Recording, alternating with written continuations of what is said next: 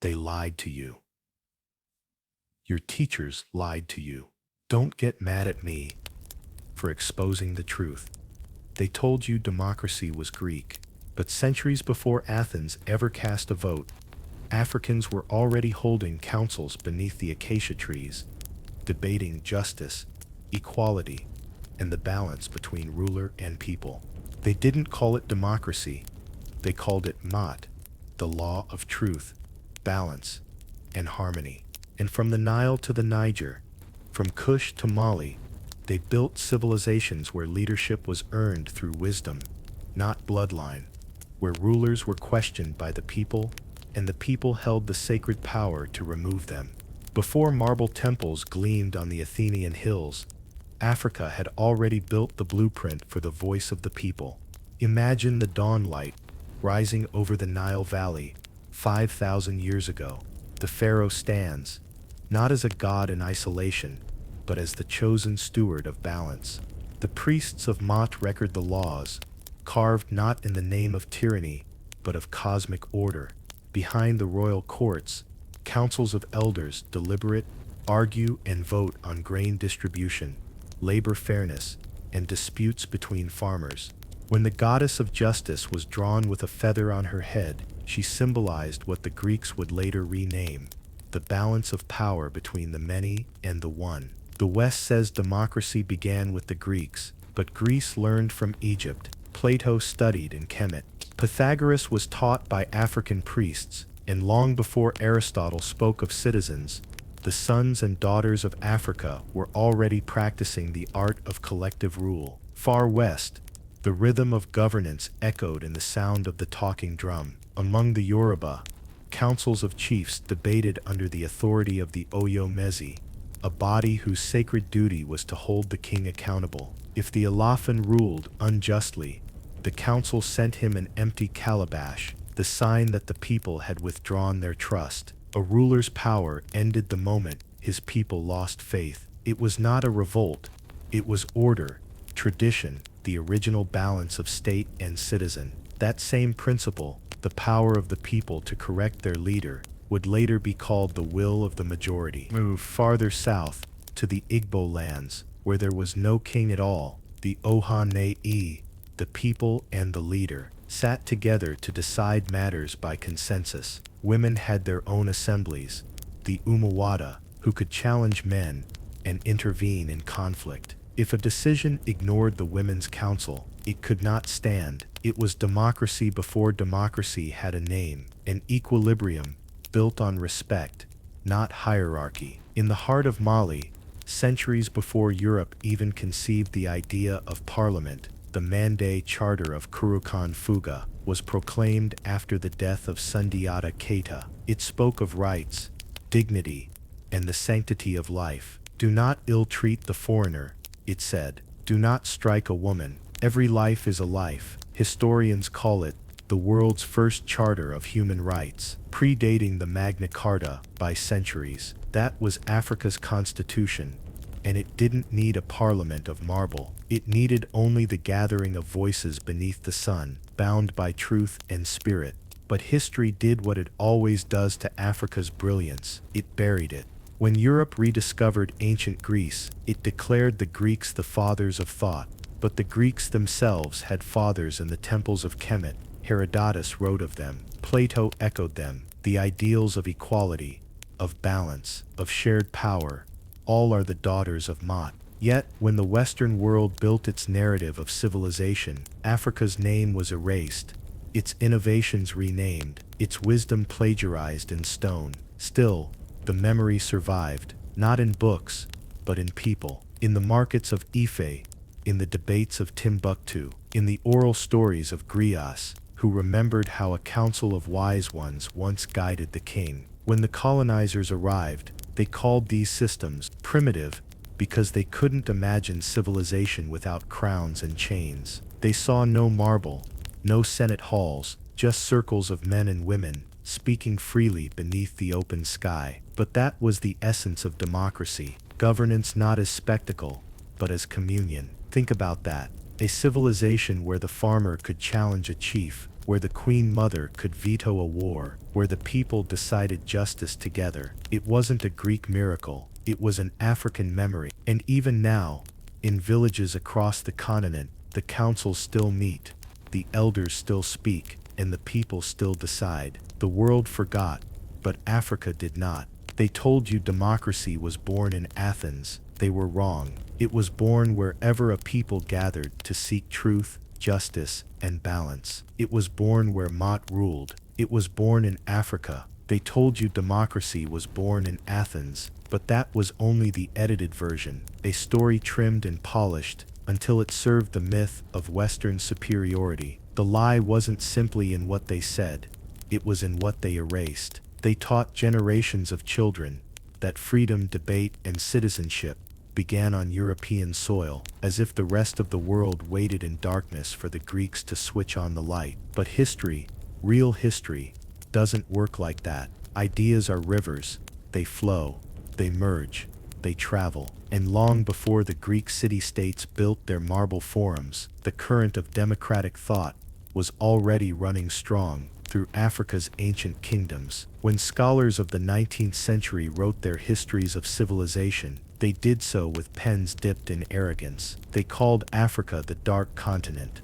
not because it lacked light, but because their own eyes refused to see it. In their textbooks, Egypt became the cradle of Western civilization, not African, but conveniently rebranded as Mediterranean. Nubia and Kush were described as borrowers of greatness, never as givers. The West crowned Greece, the mother of philosophy, while Africa, older, wiser, deeper, was painted as silent. But silence doesn't mean absence. Silence means suppression. The archive of humanity's political genius was never lost. It was buried beneath centuries of colonial storytelling. The Greeks themselves admitted their teachers were from the south. Herodotus wrote that the Greeks took their gods, their rituals, even their geometry from Egypt. Plato spoke of a land where priests held knowledge older than time. Pythagoras studied among black-robed sages who taught him harmony, balance, and proportion. The same principles later disguised as Western logic. Democracy, too, was not born from nothing. It was born from observation. Greek travelers watched the assemblies of African elders, where every voice was heard before judgment was passed. They saw justice systems based not on punishment, but on restoration, a circle of accountability, not a pyramid of control. That was the African model. But when those ideas crossed the sea, their roots were severed. And then came the rewriting, the quiet, deliberate theft of memory. During Europe's Renaissance, artists painted Egyptians with pale faces and Greek features. Scholars translated the ancient texts, stripping away every mention of Africa. Maps redrew the borders of identity, pushing Egypt into the Middle East, disconnecting it from its Nubian heart. Suddenly, Africa was no longer the mother of law. It was the land of slaves, tribes, and superstition. The civilization that gave birth to governance was recast as a place without it. It was as if they erased a continent's signature from the very idea of civilization itself.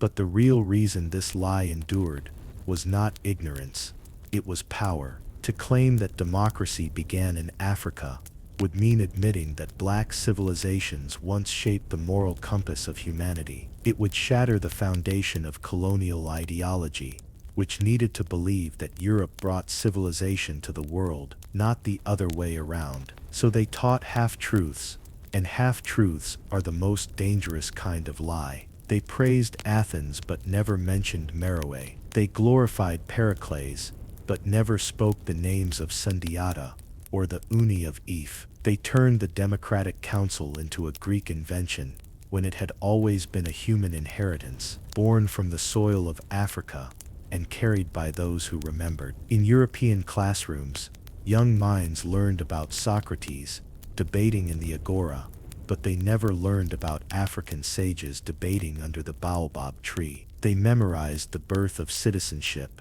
but never the ancient African systems where every man and woman had a voice in community affairs. They were told that democracy was a miracle, a sudden spark from white marble, instead of what it really was, the flowering of principles Africa had tended for millennia. And that lie worked. It built pride on one side and shame on the other. It made Africa seem late to the conversation when Africa was the one who started it. It turned the descendants of the first philosophers into students of their imitators. It erased the political genius of a continent that understood balance before the world had words for it. But history is stubborn. It leaves traces in the sand, whispers in the oral tradition, symbols in the stone. When you look past the colonial narrative, the truth stands tall. African governance was sophisticated, ethical, and deeply participatory long before Europe learned to write its own name. The lie may have been loud, but the truth has always been patient. It waits beneath the dust of forgotten temples and in the stories of elders who still remember the councils that once ruled by reason, not by fear. They told you democracy was Greek because they needed it to be Greek. But if you listen carefully, beneath the sound of the sea and the shifting of time, you can still hear the older voice, the one that came from Africa first. The revelation always begins quietly, not with a shout, but with a question. What if the political soul of the world was born, not in marble halls, but under the African sun? What if the idea of democracy, rule by the people for the people, was already ancient by the time Greece learned to speak it aloud? To uncover that truth, we must go back before the scrolls of Athens, before the speeches of Pericles, before the Parthenon even had a foundation. We must go back to the lands of black stone and gold, to Nubia, to Kemet, to the Great Lakes, to Mali, to the heartbeat of humanity itself. There, in the rhythm of community, we find the real birth of democracy, the idea that power is sacred and therefore must belong to everyone. In the Nile Valley, the oldest political philosophy in recorded history was not tyranny, it was balance. Maat was not merely a goddess or a word, it was the architecture of justice. It said that every heart, from the humblest farmer to the mightiest pharaoh, must weigh equally against the feather of truth. To live outside of Maat was to invite chaos, and so Egypt's earliest dynasties established councils, not of conquerors, but of keepers. They advised, they challenged, they recorded. Pharaohs who ignored counsel were remembered as tyrants. Those who ruled by Maat were celebrated as divine. Imagine it 5,000 years ago, black African scribes writing laws that even kings could not break. A government bound not by fear, but by harmony. When the Greeks visited these lands, they didn't discover a new idea, they witnessed an old one. Further south, beyond the first cataract, Nubia and Kush carried that same principle forward. Their queens, the Kandaks, ruled with councils of generals, priests, and civic leaders who shared power through consensus. The people of Meroe built an empire on participation, where the queen was bound by sacred oaths, and her decisions could be overturned if she violated the code of justice. Here, democracy was not a word carved in stone, but a living pulse in the heart of a civilization. It existed in the rhythm of the drum, the ceremony of judgment, the collective wisdom of elders who stood before the throne and dared to speak the truth. This was not obedience, it was dialogue. Move west, across the Sahara's burning expanse, to the fertile valleys of Mali. There, after the rise of Sundiata Keita, came one of the most profound democratic moments in human history. The Charter of Kurukan Fuga, declared around the year 1235. Imagine a gathering of leaders, warriors, hunters, and scholars under the open sky. They were not there to conquer, they were there to define justice. The charter established rights, the right to life, the right to safety, the right to assembly, and the protection of women, foreigners, and slaves. It decreed that every person, regardless of status, had a place in society.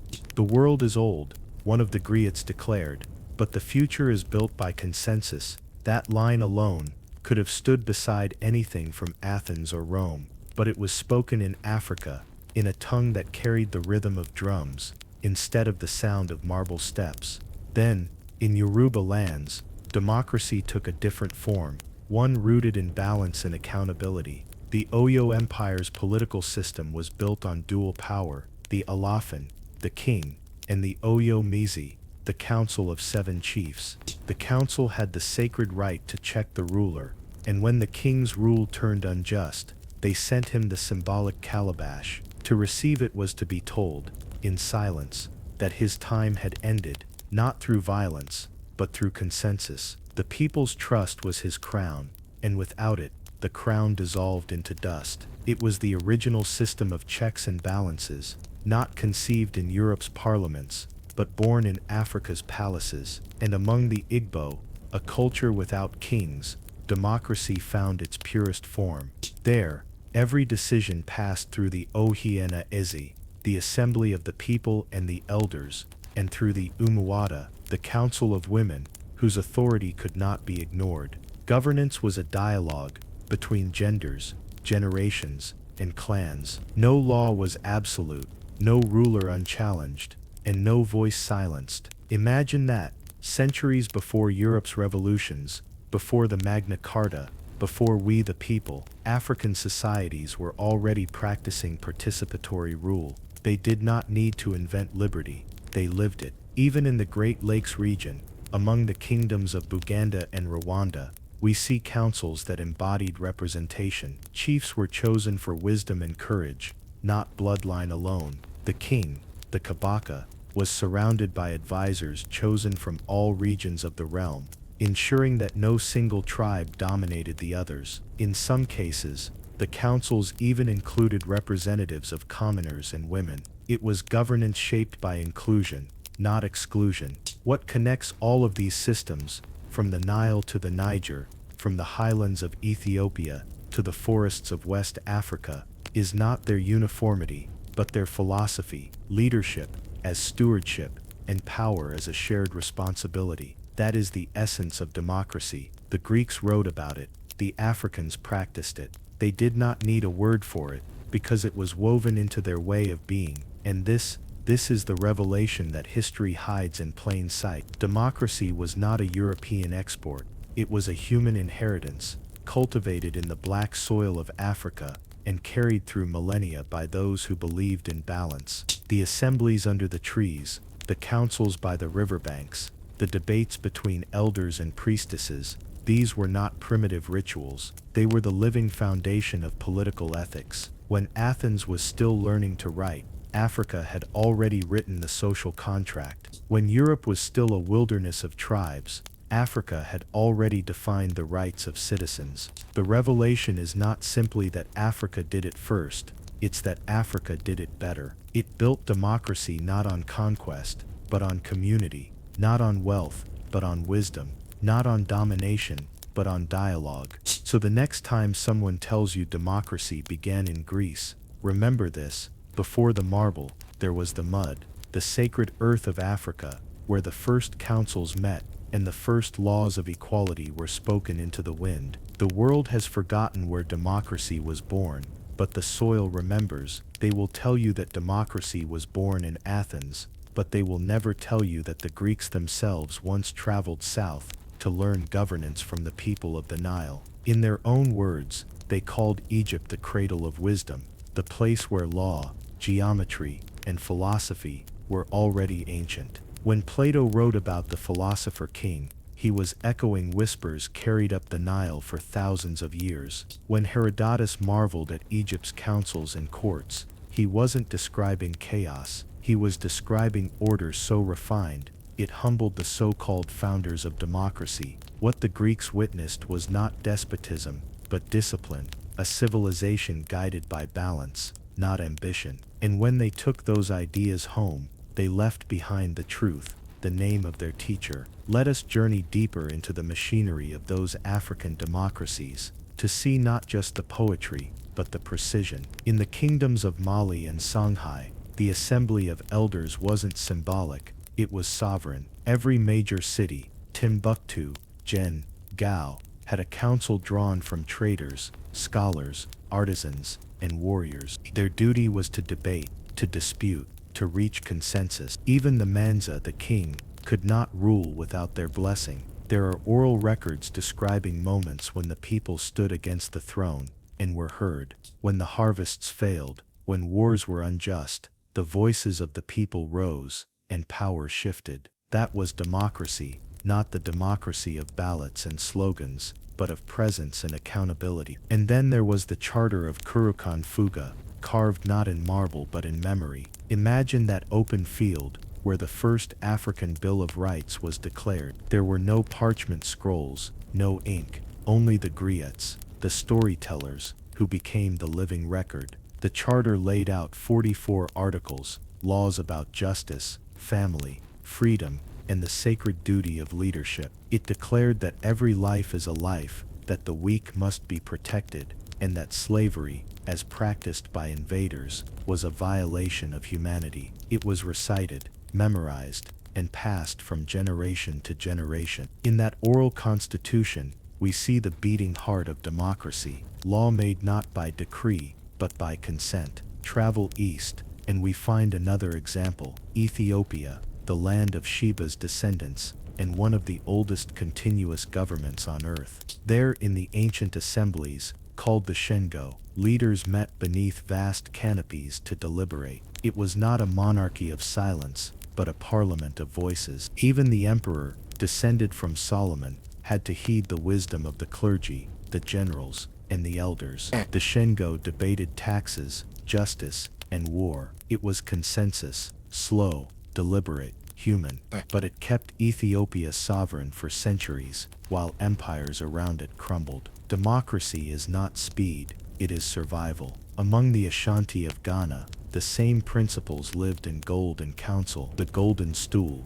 symbol of the nation's soul, was not the king's throne, it was the people's spirit. The Asante, the ruler, sat before a council of elders representing every major family and clan. Every decision, every war, every alliance was debated and approved. The Ashanti believed no one man could hold wisdom enough to govern all. Leadership was a chorus, not a solo, and if the king grew proud, the council could depose him. In their proverb lies their constitution: the head that wears the crown must bow to the stool. Move farther south, to the lands of the Zulu and Xhosa, where democracy took form in open-air meetings. Picture a wide circle beneath the acacia trees, men, women, elders and warriors, standing together as one community. The leader would speak, but so would anyone with courage and clarity. The Mbizo was not ceremony, it was governance. It was where policy was decided, disputes settled,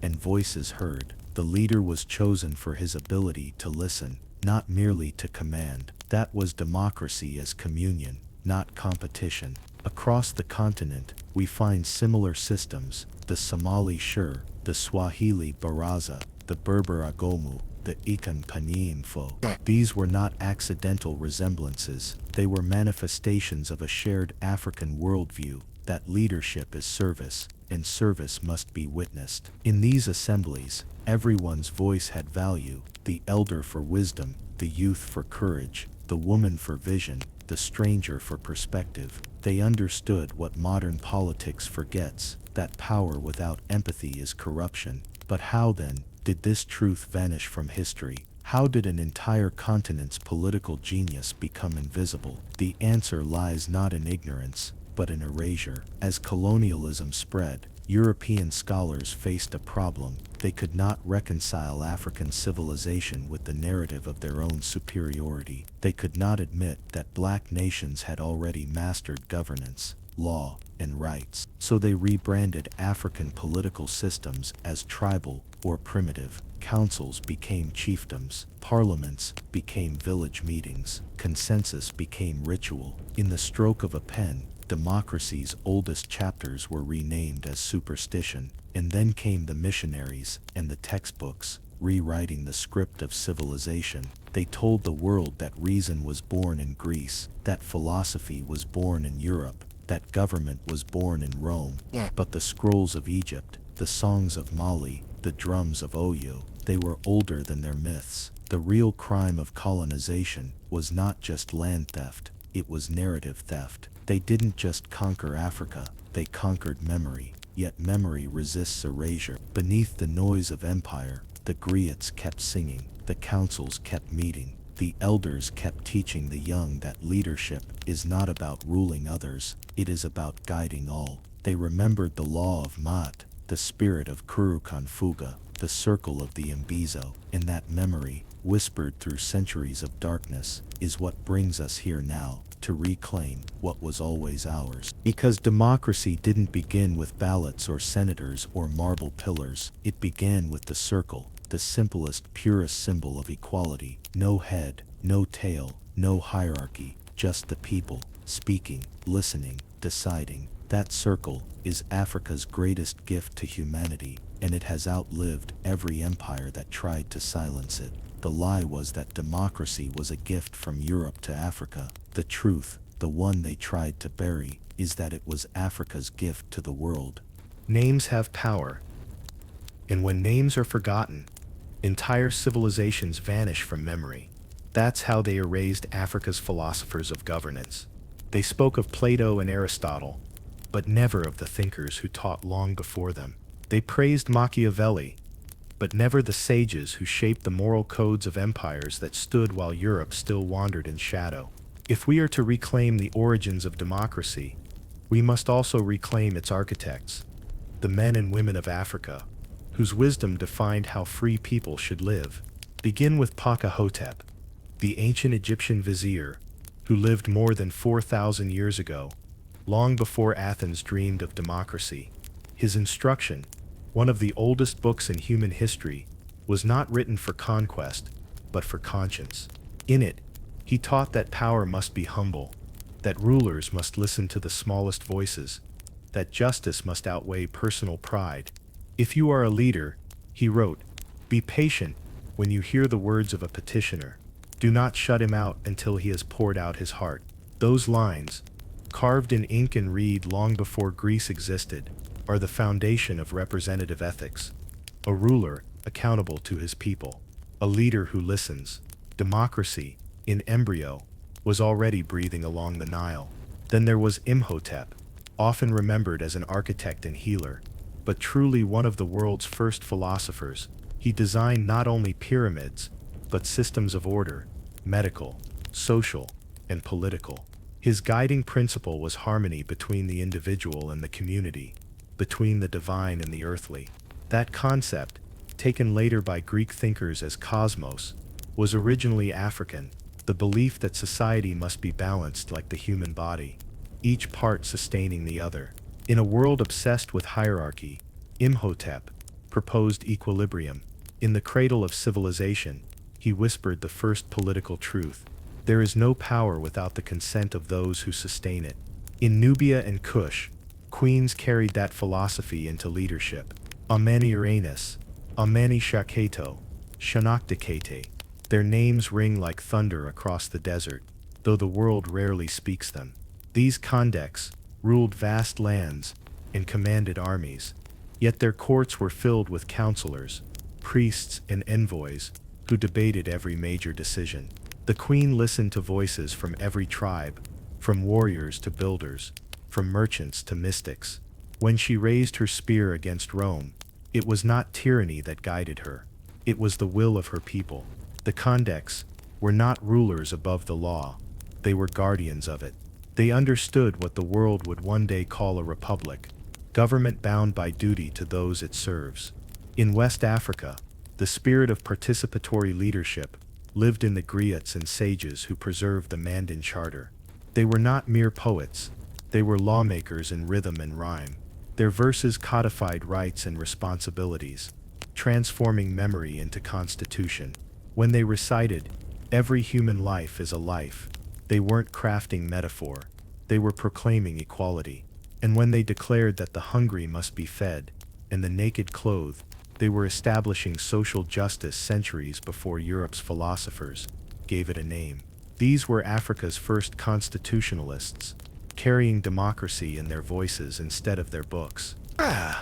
Among the Yoruba, thinkers and spiritual leaders built a model of checks and balances that still astonishes political scientists. The Ogboni society, composed of elders, priests, and moral judges, acted as both conscience and court. Their symbol was the earth itself, because they believed that every decision should honor the ground beneath their feet and the people upon it. They met in secret chambers to deliberate over matters of justice, but their power came not from fear, it came from respect. Even the Alafin, the king, trembled before their moral verdicts. The Ogboni do not punish, said the elders. They restore balance. That was democracy's essence, not control, but correction. In Igbo land, the names fade into legend, but the principles endure. The Umuada, the women's councils, were the backbone of social governance. When injustice rose, when men abused power or families broke peace, it was the Umuada who convened, deliberated, and delivered moral judgment. Their authority was sacred because it represented motherhood, not as weakness, but as wisdom. They reminded their societies that governance must nurture, not exploit. Centuries later, when Europe declared the rights of man, Africa had already practiced the rights of all.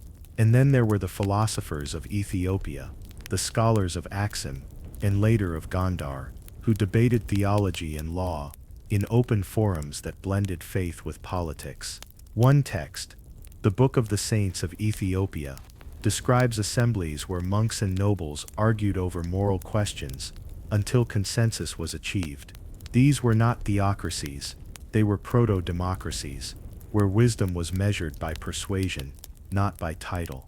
In the highlands of Sheba's descendants, reason wore a crown. These were the architects of freedom, Africans who did not need to separate religion from politics, because they had already found the sacred in justice itself. They did not build empires of slaves, they built nations of participation. They did not worship kings, they held them accountable. They did not invent democracy, they embodied it.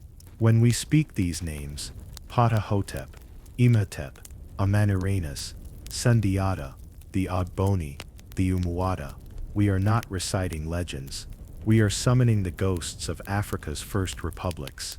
Each one represents a pillar of democratic thought, moral law, communal consent, equality, and accountability. These were not the accidents of culture. They were deliberate political philosophies, refined through centuries of reflection and dialogue. And so when Europeans arrived and claimed to bring civilization, they were walking into a world already civilized, one whose ethics had been forged in sunlight, not shadow. The irony is bitter. The colonizers who preached liberty had to destroy the world's oldest democracies to make room for their empires. They replaced consensus with control, replaced balance with bureaucracy, replaced voices with violence. But wisdom does not die, it sleeps. Beneath the ruins of palaces, beneath the songs of griots, beneath the silence of erased names, democracy still whispers Africa's first language: balance, truth, community. The thinkers who spoke it may have been forgotten, but their philosophy never vanished. It lives wherever people gather to speak freely, to decide together, to honor the sacred circle of equality. They told us that democracy was an idea that spread from Greece to the world. The truth is that it began in Africa, and it spread north, carried by travelers, traders, and teachers, who left the banks of the Nile with the seed of freedom in their minds. The Greeks learned to plant it, the Romans learned to name it, but the Africans were the first to live it. And that is the legacy of the people, the unseen philosophers who gave the world its most precious idea, and asked for nothing in return, but justice. They had to erase it. They had to. Because if the world remembered that democracy had African roots, the entire architecture of white supremacy would have collapsed before it was even built. You cannot justify conquest if the conquered once ruled themselves better than you ever could. You cannot claim to bring civilization to a continent that already invented the principles of freedom and justice. So they buried it, under libraries, under lies, under silence, and the silence lasted for centuries. When the European explorers arrived, they did not come seeking truth. They came seeking gold, control, and validation. They found cities with organized councils, judges, and systems of taxation, and they called them tribal. They found societies where women held authority and advised kings, and they called them primitive. They saw consensus and mistook it for chaos.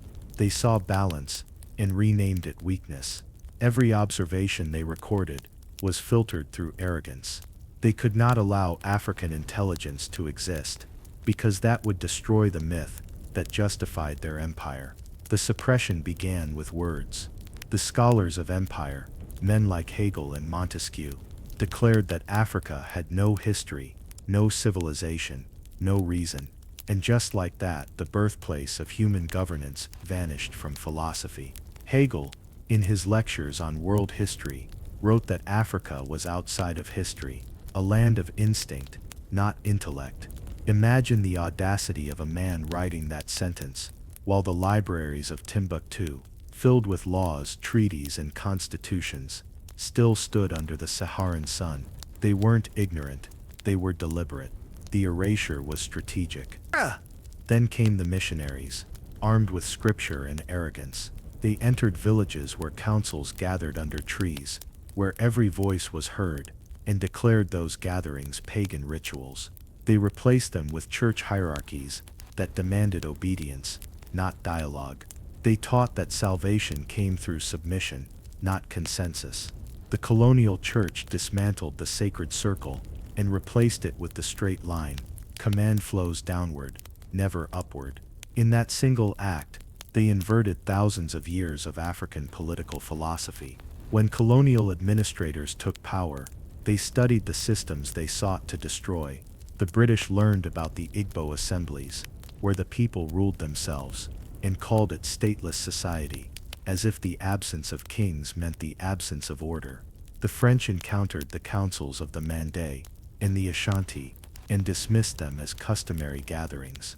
Customary, a word that diminishes law into folklore, civilization into curiosity.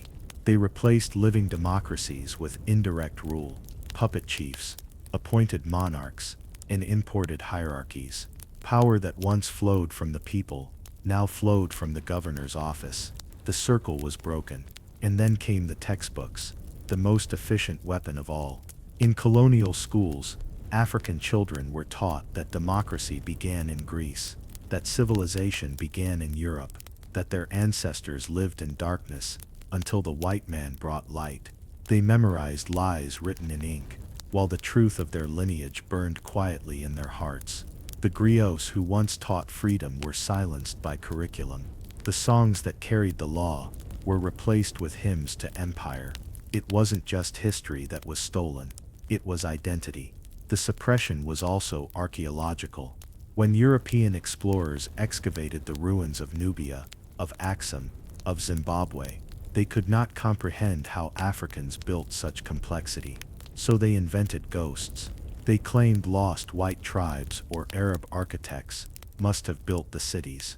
They attributed black genius to anyone but black people. Even when faced with inscriptions in African languages, with skeletons of black rulers entombed in gold, they refused to see. It was easier to lie than to accept that Africa once led the world in science, law, and governance. And yet the truth survived, in fragments, in whispers, in resistance. During slavery, when Africans were scattered across the globe, they carried with them the memory of communal decision-making. On plantations, in maroon settlements, in early black churches, they rebuilt those systems. The ring shout, the communal circle, the assembly of elders, all echoes of the old democracies. Even in chains, they practiced consensus. Even in exile, they governed themselves when the masters turned their backs. Later, during independence movements, the memory rose again, like a buried drumbeat.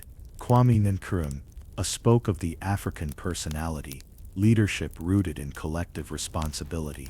Julius Nyerere built Ujamaa, a return to the village system of shared governance. Nelson Mandela described democracy not as a Western gift, but as an African way of resolving conflict through debate. These were not modern inventions, they were revivals. Every African leader who fought for liberation was not only defying colonial rule, they were resurrecting the continent's oldest political tradition. Still, the Western narrative refused to bend. Universities kept teaching that democracy was born in Greece, perfected in Rome, reborn in Europe, and exported to Africa. They praised Europe's Age of Enlightenment, while ignoring that Africa had lived its own Enlightenment millennia earlier. And so, generation after generation, Africans were made to look outward for validation, never inward for truth.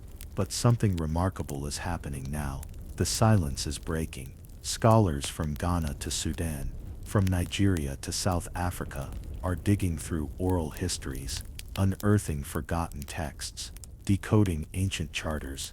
They are finding proof, undeniable, documented, sacred. The evidence that democracy did not come to Africa, it came from Africa. The cycle is closing.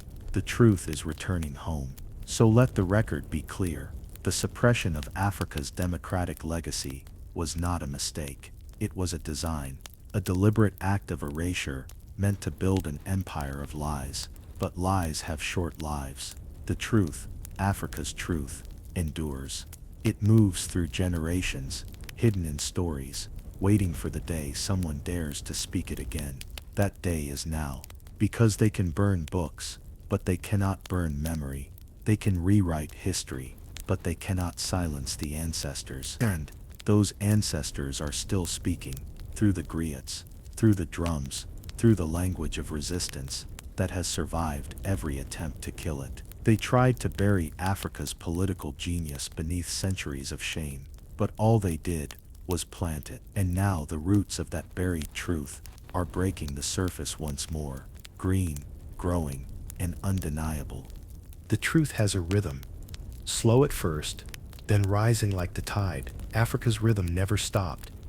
It only changed instruments. The same heartbeat that guided the councils of Oyo, the debates of Mali, the circles of the Igbo, still echoes in the modern world, in places we rarely think to look. The legacy of Africa's political philosophy is not trapped in ruins or rituals. It lives in how people speak, organize, resist, and rebuild. It lives in the world's parliaments, in its revolutions, in the language of equality itself. When the world speaks of consensus building, it is speaking the ancient African dialect of decision. When it praises restorative justice, it is unknowingly repeating the wisdom of the Ogboni courts. When it celebrates deliberative democracy, it echoes the Mbizo. Africa's systems were not destroyed.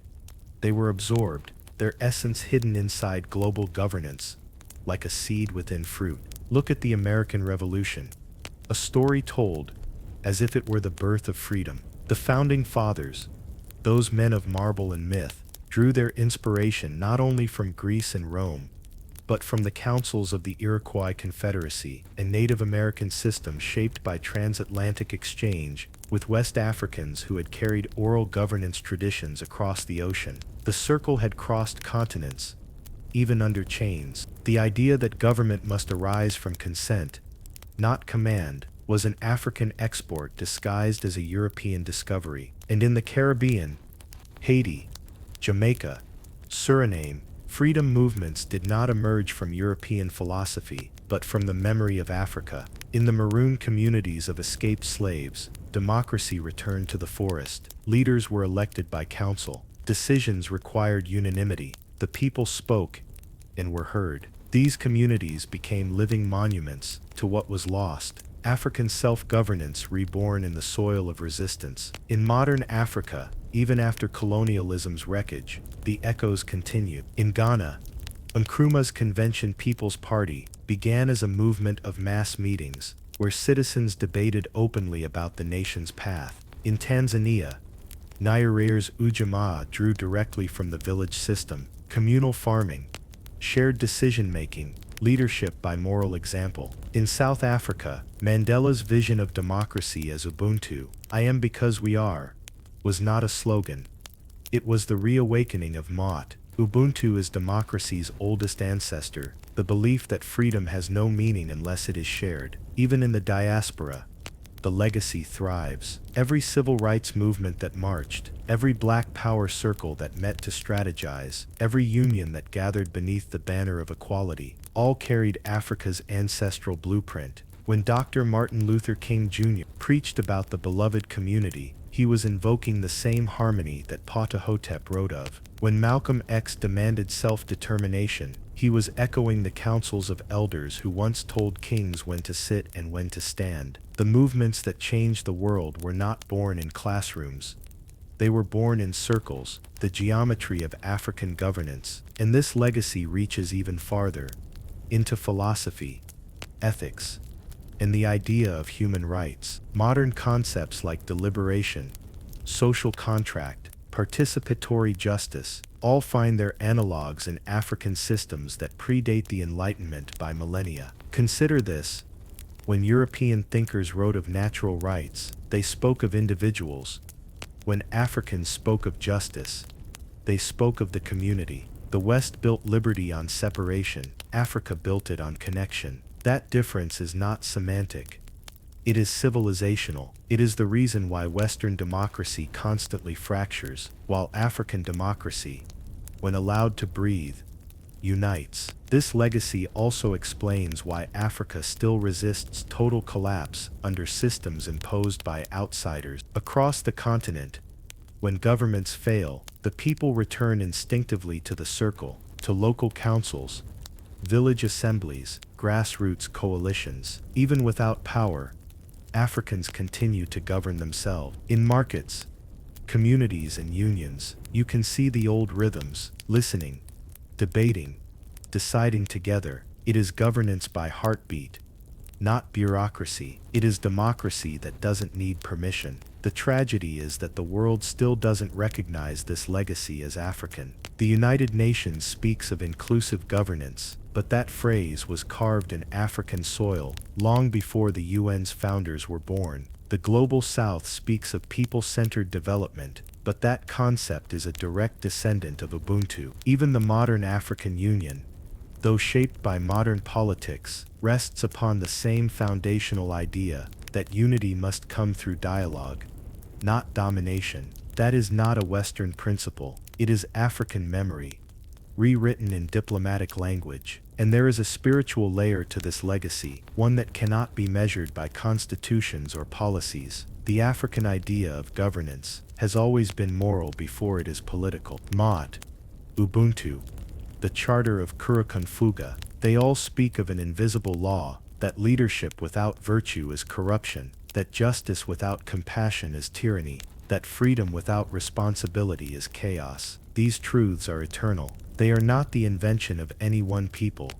They are the inheritance of humanity. But they were first practiced, codified, and protected by Africans. So when you hear a politician talk about democracy as though it is a fragile Western experiment, remember that Africa practiced it for millennia, without marble halls, without printed constitutions, without armies to enforce it. It survived because it was alive in the people, in their stories, in their rituals, in their relationships. It was a way of being, not a way of voting. Today, as global democracy faces crisis, as nations crumble under greed, division, and propaganda, it may be time to look back to the source. The future of democracy may not lie in the parliaments of Europe or the congresses of America, but in the timeless wisdom of Africa's councils, where the truth was never decided by numbers but by harmony. Because the circle was never broken, it was only forgotten. And now, the world is beginning to remember. The world is trembling again. Democracies collapsing under the weight of corruption, greed, and false prophets. People everywhere are losing faith in the idea that power can belong to the people. But maybe that's because they've been following the wrong blueprint. Maybe the path forward isn't new at all. Maybe it's ancient. Maybe the world must once again look south, to Africa, to remember what democracy was always meant to be, a covenant, not a contest. The revival has already begun. Across the continent, thinkers, elders, and activists are reaching back through time, reclaiming the buried philosophies of governance that once made Africa a continent of balance. In Senegal, Public decision-making is being reshaped through palaver trees, literal open-air assemblies, where citizens debate community issues, echoing the ancestral baraza of East Africa. In Botswana, the Kegotla system, a council of open discussion, continues to thrive, where any citizen, regardless of status or gender, may challenge leadership in full view of the community. It is not just tradition, it is living democracy, practiced in dust and sunlight. In Ghana, local chiefs and community leaders are reintegrating traditional governance with modern politics, reviving systems where elders, youth, and women's groups deliberate on land, law, and justice. They are showing the world that governance rooted in participation can still stand firm, where imported institutions crumble. And in Kenya, activists are turning to the Harambee principle, the idea of collective effort and shared responsibility, to build democratic reform from the ground up. These are not new experiments, they are homecomings. Across the diaspora, the revival continues in different languages, but with the same rhythm. In Brazil's Quilombola communities, descendants of escaped slaves govern themselves through councils modeled on African self-rule. In the Caribbean, Rastafarian Nyabengi gatherings remain democratic spaces where voices rise equally beneath the drumbeat. In the United States, the Black cooperative movement, from mutual aid networks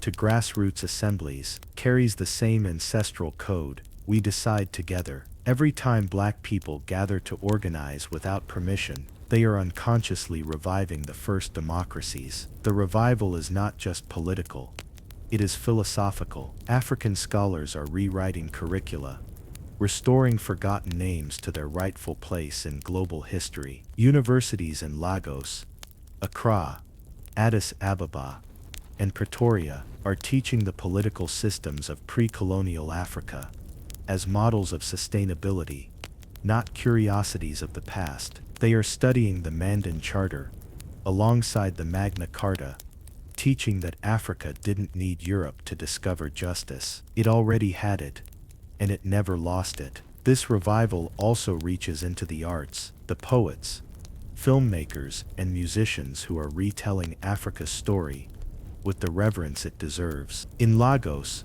spoken word artists chant the laws of Kurukan Fuga, like griots reborn. In Nairobi, filmmakers recreate the baraza as living theater. In the diaspora, artists use the circle, literal and symbolic, as a motif of unity, memory, and equality. The creative world is waking up to what historians are only beginning to admit: that Africa's political genius is not a myth, it is the root of civilization. And beyond the cultural revival lies a spiritual awakening. For centuries, Africa's governance was rooted in the sacred, in the idea that leadership was not ownership, but guardianship. The king was never a god, he was a servant of Maat, bound by moral law. The chief was accountable to the ancestors, and to the unborn, the next 7 generations, whose world he was shaping. Compare that to the greed of modern politics, where leaders destroy tomorrow to feed today.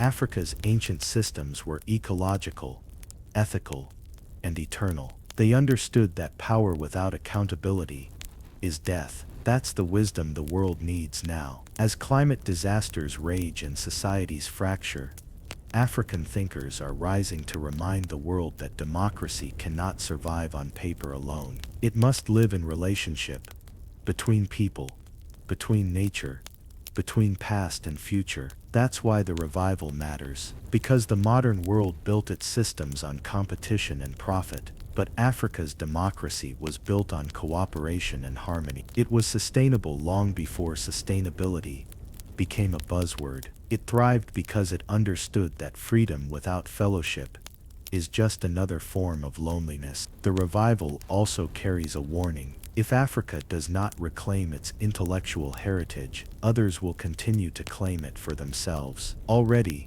global institutions are appropriating African principles under new names: participatory governance, community-led decision-making, restorative justice. These are just new labels for ancient African wisdom, But recognition matters. Ownership matters. The continent must tell its own story, or risk having it stolen again. So what does revival look like in its truest form? It is the return of the circle.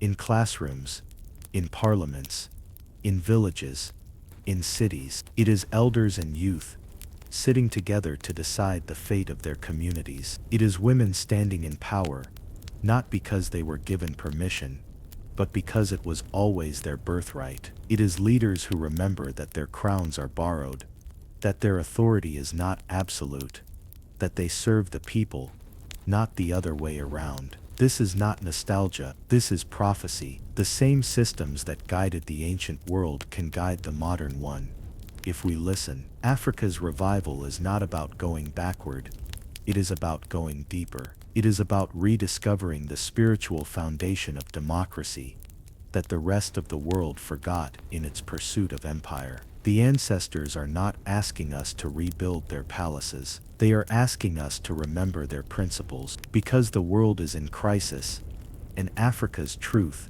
buried, beaten, silenced, might be the only light bright enough to lead it out. The winds are shifting. From the streets of Lagos to the avenues of London, from Soweto to Sao Paulo, humanity is searching for something older, wiser, more human than the brittle politics that now fail them. What they are reaching for, though they may not know it, is Africa's forgotten gift. The systems the world calls new are not inventions, they are rediscoveries. They are the echoes of Africa's first democratic experiments, returning through the voices of protest, solidarity, and community. Listen closely to the movements that define our century, the uprisings that shook the Arab world, the climate marches led by youth, the calls for racial justice that swept through continents. Beneath the slogans lies a familiar rhythm. When people gather in circles to decide their future, when they chant "No leader but the people," when they raise their hands to vote not for candidates, but for causes, that is Africa speaking through them. The same rhythm that once guided the Baraza and the Mbizo now guides the town square and the digital forum. Look at the Pan-African movements that stretch across the diaspora. Their structure, their unity, their moral gravity. They mirror the ancient alliances between African kingdoms, where sovereignty coexisted with solidarity. When the Organization of African Unity was founded in 1963, it was more than a political pact. It was a spiritual return. Its architects, Nkrumah, Nyerere, Haile Selassie, Lumumba, were not simply heads of state. They were heirs of a covenant older than colonialism itself, the promise that Africa would never again be divided by borders drawn in foreign ink. And that vision continues in the African Union, a modern iteration of ancient wisdom.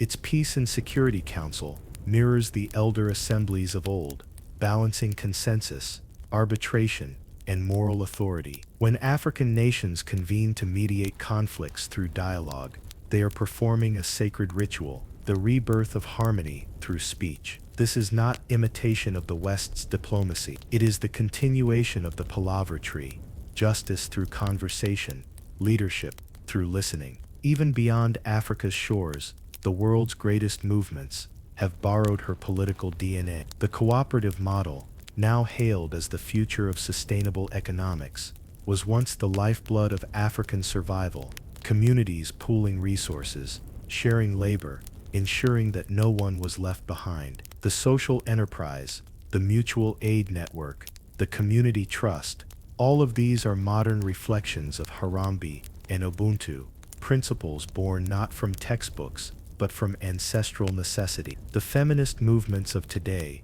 also find their roots in African soil. Long before the West spoke of gender equality, African societies were led by queens, matriarchs, and mothers of nations. The Ashanti's queen mothers had veto power over kings. The Lovedu rain queens of southern Africa ruled by consensus, balancing spiritual and temporal authority. Even in systems with kingship, women were never voiceless. They were the backbone of moral judgment, often the final word in conflict resolution. When modern feminists speak of intersectionality and shared power, They are reclaiming what African women once lived daily. And then there is the digital revolution, the so-called network democracy. The internet is built on the same logic as African communalism: decentralized, participatory, self-correcting. Online movements thrive not through hierarchy, but through the power of many voices. That is the digital reincarnation of the circle, the Mbizo reborn in pixels. It is messy, loud, sometimes chaotic, but profoundly democratic. The algorithmic town square echoes the same debates once held beneath the shade of trees along the Niger, the Zambezi, the Nile. The technology changed, but the principle did not. Every voice matters, and silence is complicity. As the old powers crumble under corruption, even global thinkers are beginning to admit that the Western model of democracy, adversarial, transactional, elitist, has reached its limits. The African model, rooted in dialogue and moral accountability, offers what the world has lost: soul. The West built its systems on suspicion, checks, balances, walls, and laws. Africa built hers on trust, bonds, values, and truth. The West teaches that freedom is the right to stand apart. Africa teaches that freedom is the power to stand together. That difference is not poetic, it is prophetic. Already global institutions are drawing from these lessons, sometimes unknowingly. The idea of restorative justice, now championed in legal reform worldwide, is an echo of African reconciliation courts. The Truth and Reconciliation Commissions that healed nations like South Africa after apartheid follow the same moral rhythm as the Gakaka courts of Rwanda. Open-air assemblies where communities faced their pain and forgave through collective truth. Western scholars call it innovation. Africans call it remembering. In Europe, where populism rises and civic faith decays, citizens are experimenting with citizens' assemblies, random groups of ordinary people tasked with shaping national policy. It is hailed as a radical democratic tool. But it's the Baraza, reborn. It's the Kegatla, the Mbizo, the Palaver. Africa's political spirit, once erased, now re-emerges to save the very nations that erased it. And as Africa's voice grows louder on the global stage, its philosophy of governance begins to influence how humanity redefines progress. The 21st century's greatest challenges, climate change, inequality, cultural division, cannot be solved by competition. They demand cooperation. That is Africa's genius. That is her prophecy fulfilled. In the coming decades, the nations that survive will not be the strongest or richest. They will be the most united. And unity, true unity, has always been Africa's domain. The world is finally catching up. Africa was the first continent to teach that leadership must serve life, not ego. The first to practice democracy, not as an experiment, but as a rhythm of being. The first to show that power can be shared without chaos, and that justice can be achieved without vengeance. These are not ancient relics, they are tomorrow's salvation. The world is relearning what Africa never forgot. They didn't just forget Africa's role in democracy, they erased it, deliberately, systematically, piece by piece. They tore Africa's name out of humanity's story and stitched their own in its place. What we call Western democracy was never born in Athens alone. It was stolen from older blueprints, adapted, rebranded, and sanitized for European glory. The greatest political theft in history wasn't land or labor, it was legacy. When the colonizers came, they understood something vital, that a people who remember their systems of self-rule can never be ruled by outsiders. So the first act of conquest was not war, it was erasure. They dismantled the councils, the elders, the assemblies, the heartbeat of African governance. Missionaries called them pagan, administrators called them primitive, historians called them tribal, but they all meant the same thing: silence the evidence. Because if Africa's democratic traditions were acknowledged, the entire myth of Western superiority would collapse overnight. The British called their empire a civilizing mission, but what they actually did was dismantle civilization. In places like Nigeria and Ghana, the colonial system replaced consensus councils with indirect rule, installing chiefs handpicked by the British to to control rather than to serve. These weren't leaders chosen by the people, they were puppets chosen by empire. And when these systems resisted, when the elders and women refused to yield their voices, they were labeled insubordinate, rebellious, uncivilized. The colonizer's pen turned dignity into defiance. The French did the same, through assimilation, teaching African subjects that true civilization meant speaking French, thinking French, ruling French. They rewrote African governance as backward folklore, replacing the circle with bureaucracy, the assembly with decree. The French schoolbooks erased the Mandé Charter from history, though it predates the Magna Carta by centuries. They replaced the story of African equality with tales of European enlightenment, an enlightenment that had to be imported into the dark continent. But the only darkness was ignorance, theirs, not Africa's. Then came the scholars, European historians and philosophers, who sanctified this lie with ink and intellect. They wrote of democracy as a Greek miracle, ignoring that Athens enslaved people of color, while African councils across the continent debated justice as equals. They praised Plato's Republic, but ignored the moral geometry of Maat. They cited Aristotle's Politics, but buried Ptah Hotep's maxims, which taught that a ruler must listen to the lowly as to the learned. They built their temples of philosophy on African foundations, and never once named the architects. By the 19th century, the lie had hardened into doctrine. Europe proclaimed itself the teacher of civilization, Africa its eternal pupil. And when Africans rose to claim their own voice, the empire retaliated not with argument, but with force. In Kenya, the British executed elders who held secret barazas. In Algeria, French troops shot into assemblies of resistance. In South Africa, apartheid outlawed gatherings of black people beyond a certain number. Because the colonizers knew what happens when Africans gather, they organize, they debate, they decide. They become ungovernable. Even after independence, the suppression didn't stop. The colonizers left behind political systems designed to fail, presidential models modeled on Europe, not Africa, systems that rewarded domination, not dialogue, systems that alienated the village, the circle, the consensus. Africa was told it was now free, but it was a freedom scripted in foreign ink. And when these fragile nations struggled, when coups erupted and parliaments collapsed, the world pointed fingers and said, "See?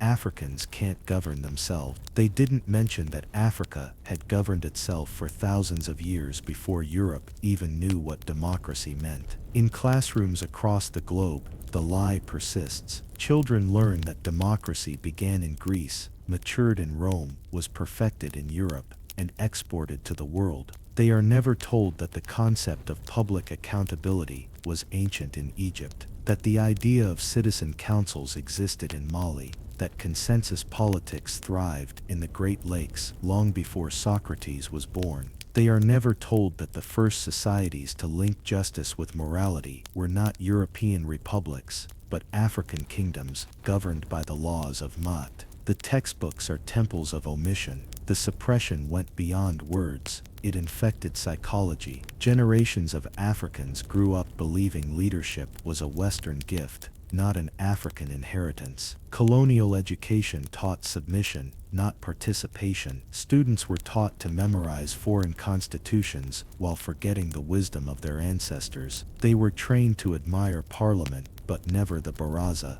to quote Rousseau, but never Ptah Hotep, to salute a flag instead of a principle. That is how you colonize not just a continent, but a consciousness. Yet truth has a strange resilience. It hides in places where arrogance doesn't look, in oral history, in ritual, in rhythm. Griots preserved what textbooks erased. Proverbs carried philosophies the colonizer could not translate. The one who listens is the true chief, says a saying from the Akan. The council is wiser than the king, says another from the Zulu.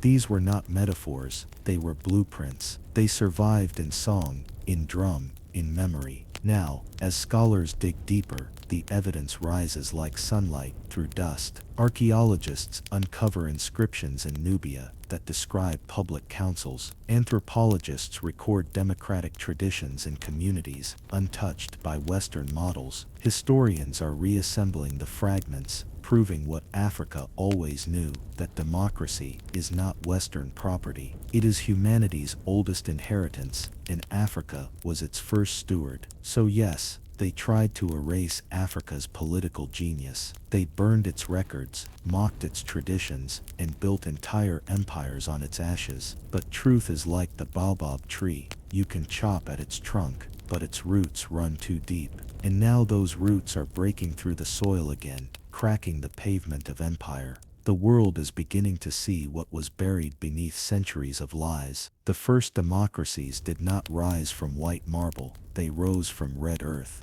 History doesn't die, it reincarnates. And Africa's democracy, though silenced for centuries, never disappeared.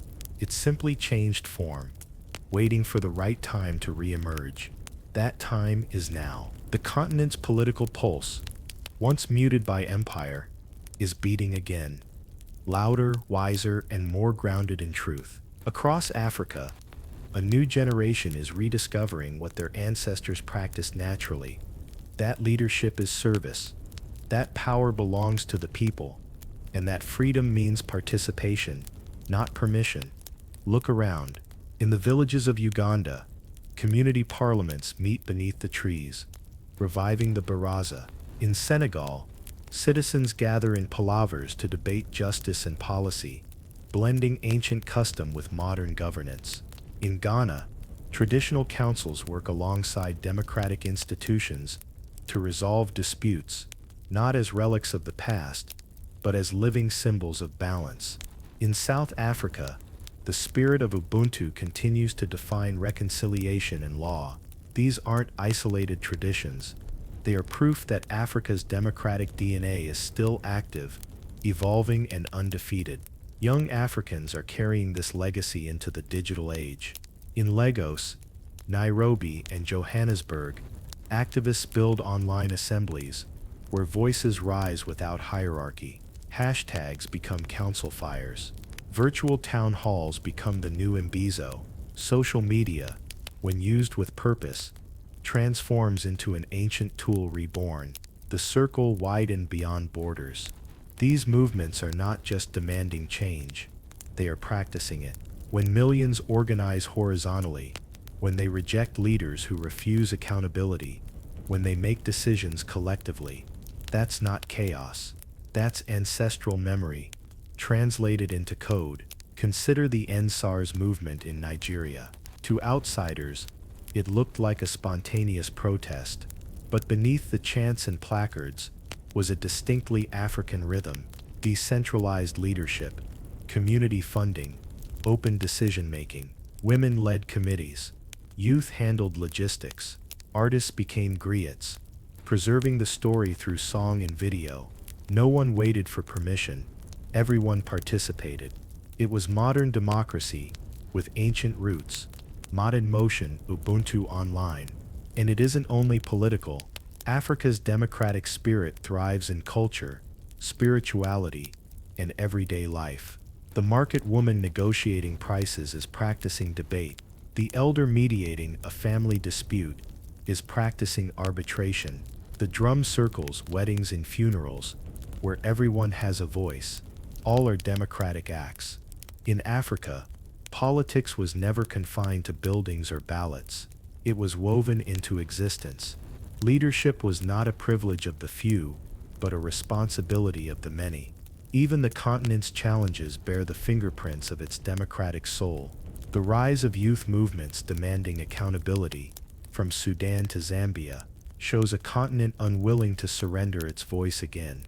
The protests are not symptoms of instability, they are signs of awakening.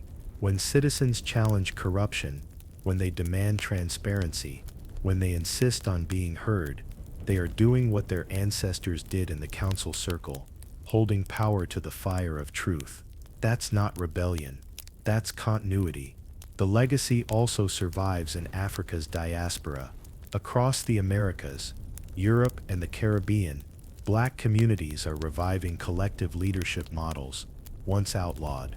Cooperatives, mutual aid networks, and community councils all echo Africa's ancient systems. In Brazil's Quilambos, democracy flourishes in rhythm and ritual. In the United States, black community organizations and church boards embody the same spirit of shared responsibility that governed the villages of old. In the Caribbean, reasoning sessions among Rastas mirror the palavers of West Africa, truth-seeking through discussion, guided by moral law. This endurance is not coincidence, it's lineage. Every time an African or descendant of Africa demands equality, they are unconsciously channeling their ancestors. Every time a woman leads with wisdom instead of ego, every time a man listens before deciding, every time a community chooses unity over hierarchy, Africa's first political language is spoken again, and the world is beginning to listen. Scholars, journalists, and policymakers now travel to Africa, not only to teach, but to learn. They study the Kegotla of Botswana, the communal farming of Tanzania, the rotational chieftaincy of Nigeria. They marvel at how these systems maintain peace, where Western models often fail. But Africa doesn't need their validation. The truth was never lost, only ignored. And now that truth stands tall again, not seeking permission but commanding recognition. There's something profound happening, a moral correction in history. For centuries, Africa was portrayed as the student of the world. Now the teacher has returned. The same lands once labeled primitive are instructing humanity on how to survive the crises of democracy. The same philosophies once dismissed as tribal are proving to be the most sustainable forms of governance. The same continent once stripped of its voice is now shaping global dialogue. This is Africa's quiet revenge, not through conquest or vengeance, but through endurance. They tried to bury its systems, but they grew back stronger. They tried to silence its voice, but now that voice speaks through billions. They tried to call it the past, but it became the future. The legacy of Africa's democracy is not a museum piece, it's a living pulse. It beats in the villages, and in the cities, in the elders' councils, in the digital protests, in the poetry of the griots, in the slogans of the streets. It beats every time an African refuses to bow to tyranny. It beats every time the people choose truth over fear. Because Africa doesn't just remember democracy. Africa is democracy. Ancient, evolving, unstoppable. The reckoning is inevitable. The world cannot continue to speak of freedom, justice, and democracy, while ignoring the soil where those ideals first took root. You cannot erase the origin of humanity and expect truth to stand. Africa's political wisdom was not a footnote, it was the foundation. And the time has come for the world to confront what that means. That everything we think we know about civilization's hierarchy must be rewritten. For centuries, Africa was made the symbol of ignorance, while Europe crowned itself the birthplace of reason. But what happens when the evidence tells the opposite story? What happens when the oldest charters of human rights, the oldest systems of participatory justice, the oldest models of consensus government are all found south of the Mediterranean, not north? What happens when the cradle of democracy is revealed to be black? That revelation does not just rewrite history, it rewrites identity, pride, and power. The reckoning begins in classrooms. Imagine the next generation of children opening a textbook and reading not democracy began in Greece, but democracy began in Africa. Imagine African students seeing themselves not as followers of Western thought, but as inheritors of a sacred global legacy. That single shift would change everything: confidence, governance, innovation, unity. It would break the psychological chain that colonialism forged, the one that told Africans they were spectators in humanity's story. Because when you know your ancestors created the blueprint, you stop asking for permission to build. But this reckoning will not come easily. The gatekeepers of history do not surrender myths without resistance. Universities, publishers, and governments have built entire industries on the illusion of Western originality. To admit Africa's primacy would mean admitting that the colonizers were not teachers but thieves.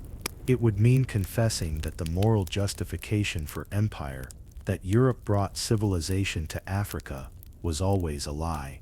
That confession terrifies them, because once you admit the lie, you must return what was stolen: dignity, credit, and control over narrative.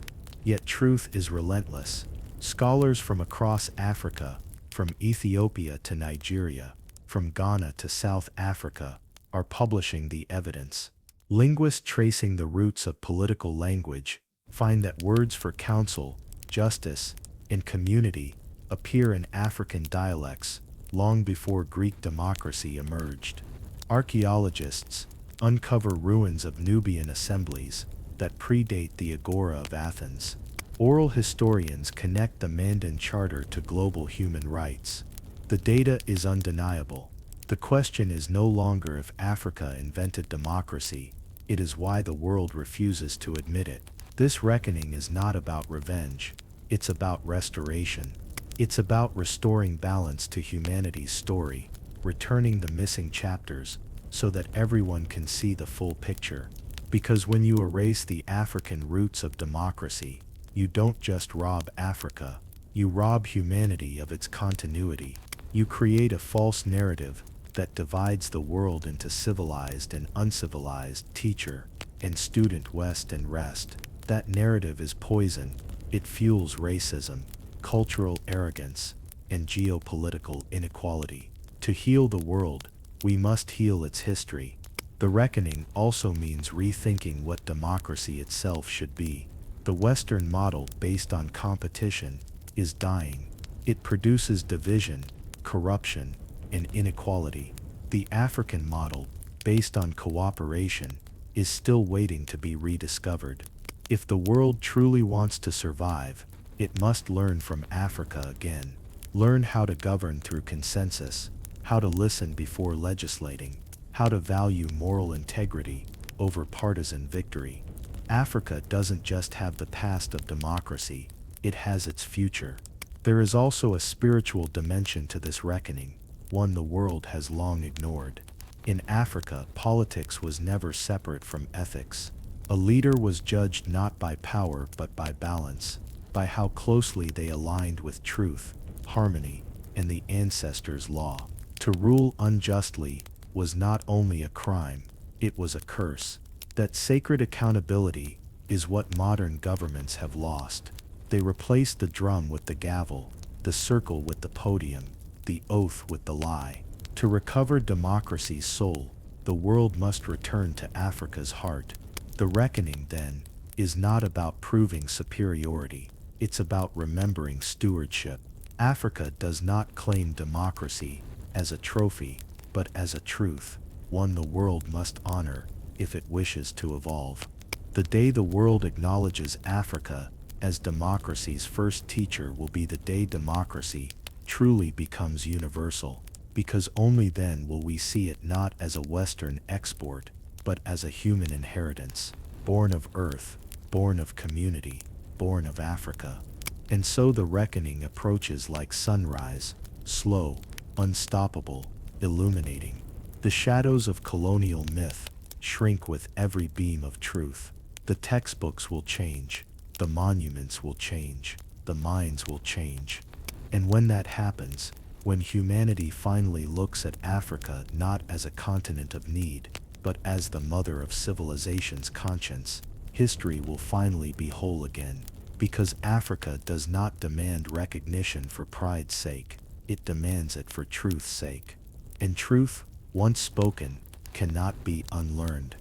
The future belongs to those who remember, and as the 21st century unfolds in crisis after crisis, collapsing institutions, hollow governments, and citizens stripped of hope, it is Africa's memory that begins to rise like an ancient tide, quiet but unstoppable. The future of democracy will not be found in marble halls or corporate-funded elections. It will be reborn where it first began, in the circle, under the open sky, where truth is not a slogan, but a shared heartbeat. Africa's blueprint for a new global democracy is not a return to the past. It is the evolution of an idea that never died. The ancient systems of Maat, Ubuntu, and consensus are not relics. They are technologies of humanity, soft power systems designed for sustainability, empathy, and justice. The future demands these principles more than ever, because the Western experiment with democracy, built on competition, ego, and profit, has reached its limit. It can no longer contain the complexity of our interconnected world, but Africa's philosophy can. It always could. Imagine what global governance would look like if it learned from Africa's blueprint. Imagine a world where leadership is measured not by charisma, but by character, where the People's Council is sacred, not symbolic, where debates are not won by volume, but by wisdom. Imagine the Ubuntu Parliament, where decisions are made not for short-term gain, but for generational balance. In such a system, climate policy would no longer be a negotiation. It would be a moral duty. Economics would no longer worship profit. It would serve survival. Justice would not be revenge. It would be restoration. Africa's model begins with the principle of the circle.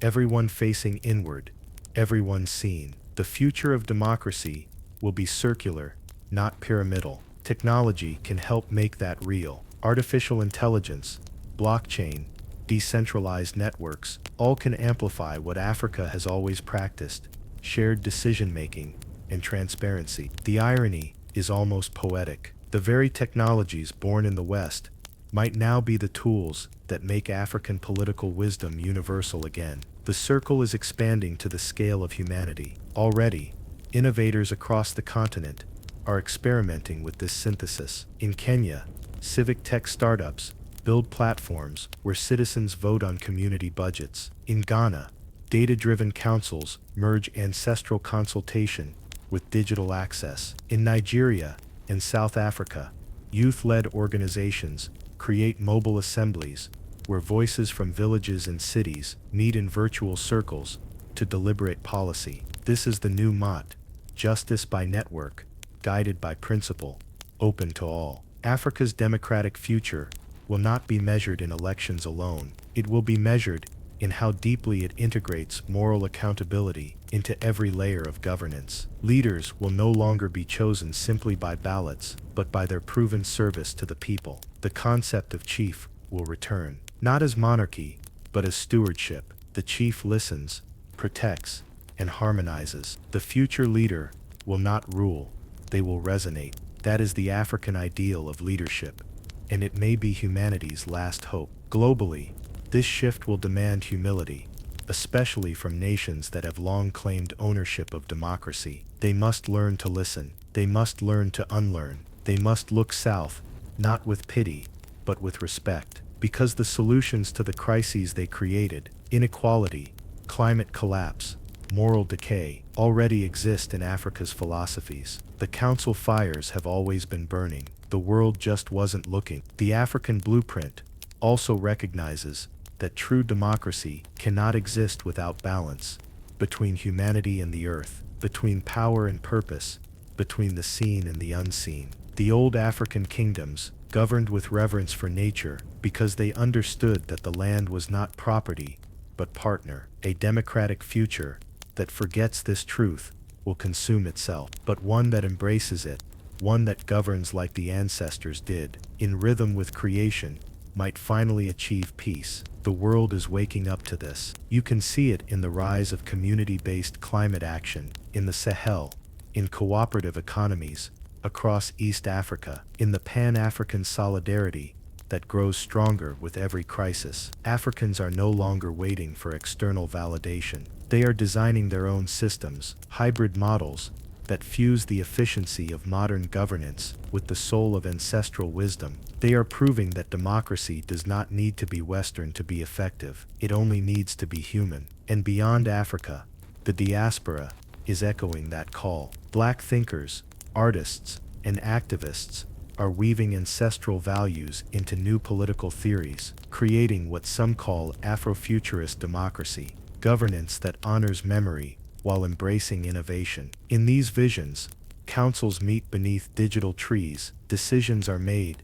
through shared consciousness, and justice is guided by empathy, not power. It may sound utopian, but then again, so did democracy, thousands of years ago, when Africa first conceived it. The future is not coming to Africa, it is coming from Africa. The continent that was once told it needed saving may now be the one to save the world, not through conquest or domination, but through wisdom, rhythm, and truth. When the world finally accepts that democracy's origin lies in Africa, it will also rediscover democracy's purpose, not to divide, but to connect, not to rule, but to remember. Because Africa's greatest gift has always been this, the ability to transform pain into power and memory into prophecy. And that prophecy has never changed, that humanity will only survive when it learns to sit in the circle again. The blueprint is already written, in sand, in spirit, in song. The question now is, will the world read it? Redemption does not arrive with trumpets or parades. It begins in whispers, in rediscovered names, in the quiet power of memory, awakening after centuries of silence. Africa's redemption is not about vengeance or validation. It is about restoration. It is the moment when a civilization stands before the world and says, "We never lost our light. You only built walls to hide it." The story of democracy's African origin is not just an academic correction. It is a spiritual resurrection. It restores the connection between past and future, between ancestor and descendant. It heals the fracture created by colonialism, that cruel illusion that Africa contributed nothing to human progress. For generations, that lie was repeated so often it became invisible, embedded in the subconscious of the world. But now, the ground trembles beneath it. The evidence is too heavy, the truth too luminous to remain buried. Redemption begins when Africa tells its own story again, not as an echo of Europe, not as a footnote to someone else's empire, but as the architect of civilization itself. From the Nile to the Niger, from Axum to Great Zimbabwe, from the Berber councils of the Sahara to the Igbo assemblies of the forest, Africa's political genius has always been there. Democratic, inclusive, balanced. The world just refused to look. Now, as the global system falters, the world has no choice but to turn back toward the source. But redemption is not only external, it must also happen within. Centuries of distortion have left deep scars, mental chains that whisper to Africans that their systems, their traditions, their philosophies are primitive. To break those chains, the mind must be decolonized. The African scholar must no longer write for approval, but for truth. The teacher must no longer quote the colonizer to be credible. The student must no longer believe that knowledge comes only from abroad. Africa's greatest universities must become temples of reclamation, where research begins with the soil beneath their feet and the stories carried in their blood. This intellectual awakening is already happening. Historians are reinterpreting the records. Linguists are decoding the oral traditions. Philosophers are rebuilding frameworks based on Ubuntu and Maat, presenting them not as curiosities, but as universal systems of ethics and governance. The world's most radical act of scholarship today is not to invent something new. It is to listen to what Africa has been saying for thousands of years. Redemption also means confronting the systems that built power on Africa's erasure. Museums filled with stolen artifacts, universities built on stolen knowledge, governments that still act as if Africa's past is disposable. They all owe a reckoning. Every crown jewel of empire was purchased with Africa's silence. That silence is breaking now. And when Africa speaks, it does not whisper, it thunders. Yet, in that thunder, there is grace, because true redemption does not seek humiliation, it seeks harmony. Africa's rise does not mean another continent's fall, it means a rebalancing, a return to truth's natural order. The same way the Nile floods, not to destroy, but to renew, Africa's resurgence will cleanse the falsehoods that have poisoned global history. Every culture will gain from this correction, because every culture needs the full story of humanity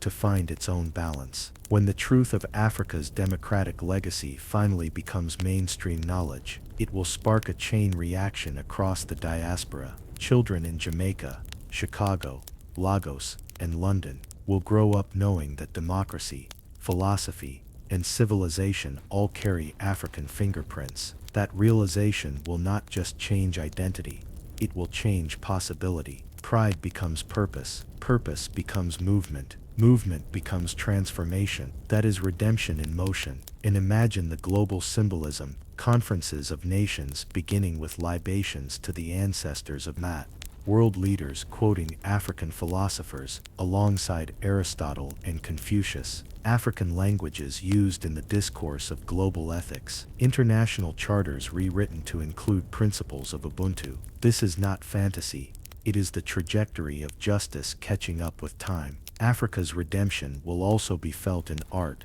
in music, in architecture. Every creative expression that once looked outward for validation will look inward again for inspiration. The colors will return to the palette, the rhythms will return to the drum, the gods will return to their temples, not as relics, but as reflections of living spirit. Culture will once again become politics, and politics will once again serve the soul, because at its core, redemption is about memory. It is remembering who we were before we were told who we were not. It is remembering that the first laws of justice, the first codes of truth, the first councils of equality were born on African soil, and that those ideas were never lost. They were carried in song, in ritual, in language, waiting for the moment when the world would finally be ready to hear them again. That moment is now. The silence has broken. The descendants of kings and councils are standing, their voices harmonizing across continents. They do not ask for recognition, they command it, through evidence, through brilliance, through endurance. This is not a revolution of violence, it is a revolution of remembrance. Africa's redemption will not end with applause, it will end with a mirror held up to the world, forcing every nation to see itself not through the lens of supremacy, but of shared origin. And in that reflection, humanity will realize that Africa was never the beginning and the end. It was the continuum. Because Africa never disappeared, the world simply forgot how to see it. The story does not end with revelation. It ends with responsibility. Because knowing the truth is not enough. The truth demands guardianship. The legacy of Africa's democracy is not just a chapter of history. It is a manual for survival. In a world collapsing under greed, division, and disinformation, Africa's voice is not an echo from the past. It is the compass for the future. When the planet burns and nations fracture, when technology accelerates but morality lags behind, the wisdom of Ubuntu, I am because we are, becomes more than a proverb. It becomes the only path left.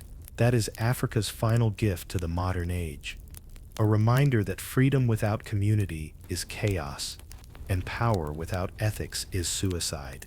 The same principles that guided the ancient councils of the Niger, the assemblies of Nubia, and the charters of Mali still hold the answers to the questions humanity refuses to ask. How do we coexist? How do we govern without oppression? How do we balance progress with compassion? Africa's systems already answered them. And that is the greatest irony of all. The world spent centuries dismissing Africa as behind, when in truth, it has always been ahead. The legacy of African democracy endures because it was never dependent on empires or institutions. It lived in values, in the rhythm of call and response, in the balance of justice and forgiveness, in the understanding that leadership is a sacred trust, not a personal throne. The Western world built democracies on documents. Africa built hers on conscience. Today, as nations crumble under the weight of their own corruption, that African model is whispering again, not as nostalgia, but as necessity. Across the continent, communities are reinventing democracy, participatory, transparent, infused with ancestral ethics, They are teaching the world that democracy is not a system you copy. It is a relationship you nurture, and every relationship, like every drumbeat, requires listening. Africa's voice must not only be heard, it must be believed, because to believe it is to believe in the possibility of healing. The same lands that bore the wounds of colonization now carry the blueprint for humanity's renewal. When African governance models are studied, honored, and adapted globally, they will not just repair political systems, they will restore dignity to discourse itself. The shouting match will become a dialogue again. The ballot will regain its soul. But this legacy is fragile. It can be lost again, drowned out by greed, distorted by power, or ignored by those still blinded by arrogance. That is why it must be protected, taught, and lived.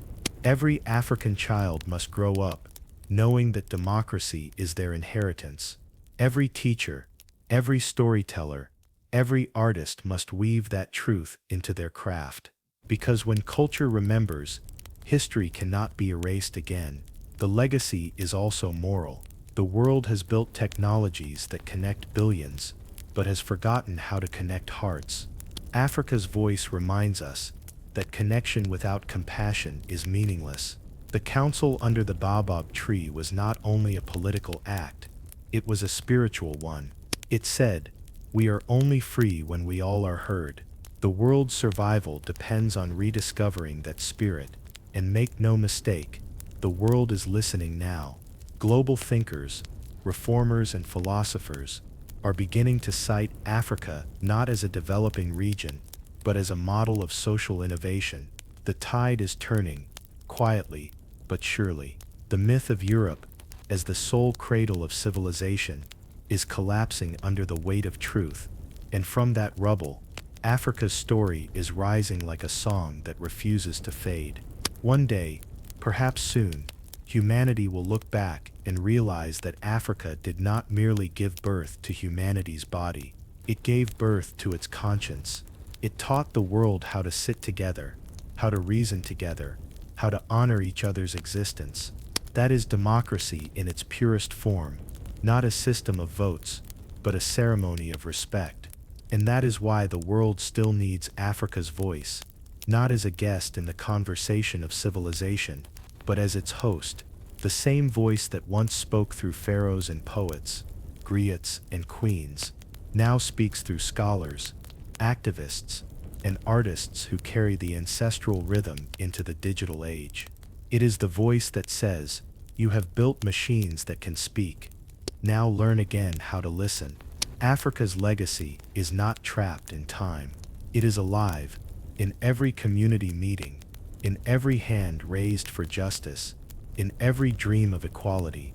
It is alive in the diaspora, where descendants of the displaced are reclaiming their roots and redefining what democracy means. It is alive in the soil, in the stories, in the still beating heart of a continent that refuses to be forgotten. So when the next generation asks, "Where did democracy come from?" tell them the truth. Tell them it came from the land where humanity itself began. Tell them it came from the rhythm of the drum, from the wisdom of the circle, from the courage of the ancestors who governed by light, not by sword. Tell them it came from Africa, because in the end, the lesson is not just historical, it is eternal. The world cannot move forward until it remembers where it started. In the beginning has always been Africa. They tried to bury the truth, but we are the descendants of those who remember.